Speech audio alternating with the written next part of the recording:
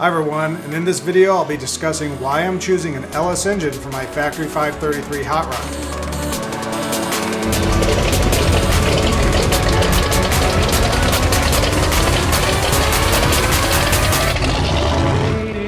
Hi everyone, and welcome to the channel about building a kit car and other car topics.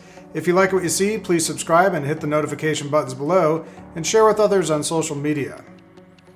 I was originally really set on putting a Ford Coyote engine in this car. As I mentioned before, I like modern and low maintenance. This engine fit that description. But the engine is new enough that it's too expensive, and there would have to be a lot of modifications to the engine to get it to fit in the frame of the engine bay of the 33 hot rod. And it's taking so much room in the engine bay that there's not a lot of room for air conditioning compressor or natural air movement throughout the bay. Being that I'm in Arizona and I want a closed engine bay, this is a big deal to keep the car cool. I saw a few pictures of the Coyote, and that engine is just stuffed inside that 33 frame. It's a little too tight for my taste. Recently, there is a new 6-cylinder EcoBoost engine that is out, and it's the same one that's powering the new Ford GT. It's smaller, it's lighter, and it has the same or more horsepower than a normal 8-cylinder. What's not to like? Well, I've not heard the sound of it, but everything else falls in line. Unfortunately, after doing some research, there's not enough information for me to use it and put it in, and it's still pretty expensive since it's the latest technology. I'd rather go with something people have swapped many times, and that way there's more available information out there. So that leaves the 350 or the Windsor or the LS. Given that I'll probably build a few more cars in the future and maybe a supercar like the GTM, which uses an LS engine, and I want fuel injection, the LS is rising to the top of the list. And it is physically a lot smaller in width due to the angle of the pistons not going as wide as the Coyote, and it's a lot tighter. And it is a proven platform. Not that the others aren't, but plenty of add-ons and tailoring that can be done with lots of documentation available. Now, one thing I notice is if I look for an already pulled used LS engine and it has a Corvette or Camaro name associated with it, they go for big dollars. But if it's from a Silverado or another truck, the price is pretty reasonable. Well, sometimes reasonable. Basically, it's the same engine, but the truck engines have an iron block instead of aluminum block.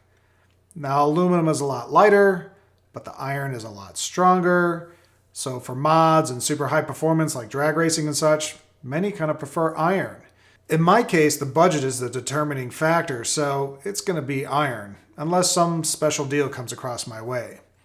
After I go through the process, I will probably do a follow-up and let you know what I've learned in the process and how I'd do it again if I had to do it in the future. So let's check out some prices on these engines and see what's shaking. All right, so here I got the GM Performance website up. And this gives you some of the LS engines that they make. Here's a truck crate engine. But the main engine that they sell is called the LS3, which is the latest, well, not the latest, but an LS, one of the bigger engines that everybody has in their Corvettes and Camaros probably. And as you can see, the price is $7,000. We're looking at 430 horsepower. That's great. And then they have a few custom ones, 376. So this is basically a 6.2 liter engine. Comes with the hot cam, which is kind of, gives you that glug, glug, glug, glug, rough idle that we all like to have in our hot rods. So this is a little bit more of what would be, appropriate for the car that I'm building. But as you can see, $7,200. Now this does not include the wiring, the engine harness, the computer, the transmission. It's basically almost a turnkey. The engine itself is kind of turnkey, but then you have to add all these other components. Also, these are drive-by-wire engines, so you have to have electronic gas pedal to work with this thing. So some of the things you have to think about price-wise. Now, if we want to go higher in horsepower, bam, 8,500. all the way up to $17,000. Now, of course, that is a race engine, which we don't need for a street car. But let me jump over here, and now you can see here's a full crate engine, turnkey with all the wiring, the pedals, trans controller, and a transmission with a 4L65E, which is the automatic transmission I'd probably be getting. And you can see that we're at, 14 grand basically. So you can see how expensive this stuff will get. So it's kind of finding that balance between, should I build something and save some money? Should I just buy it turnkey?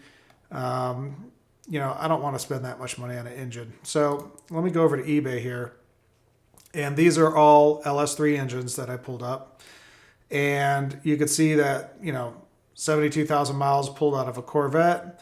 And we're looking at $5,000. Now, again, this is just the motor, not the transmission.